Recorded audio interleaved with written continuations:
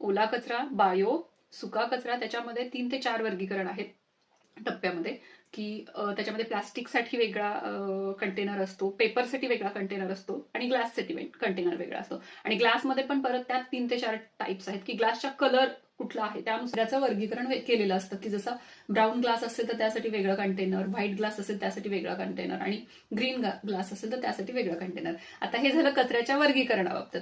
पण मला सांगायचा मुद्दा असा आहे की इथं कचऱ्याचं कॅलेंडर असतं. म्हणजे आपण युजली आपल्या भारतामध्ये कचरा रोज आपण दरवाजाच्या बाहेर ठेवतो, कचरा नेणारी लोक येतात आणि कचरा घेऊन जातात. आय मीन रेसिडेन्शियल अपार्टमेंट्समध्ये वगैरे अशी पद्धत आहे. पण जेव्हा पर्सनल प्रॉपर्टीज वगैरे असतात तेव्हा कचऱ्याची गाडी दारात येते आणि तुम्ही तो कचरा टाकायला जाता. पण इथे असं नाहीये. कचऱ्याचं एक विशेष कॅलेंडर आहे की जे की आठवड्यामध्ये 1 किंवा 2 वेळेसच कचरा येतो आणि त्या दिवशी तुम्हाला ती तारीख बघून तुम्हाला आदल्या दिवशी रात्रीच, म्हणजे 1 दिवस रात्री अगोदर तो कचरा बाहेर ठेवायला लागतो. कॅलेंडर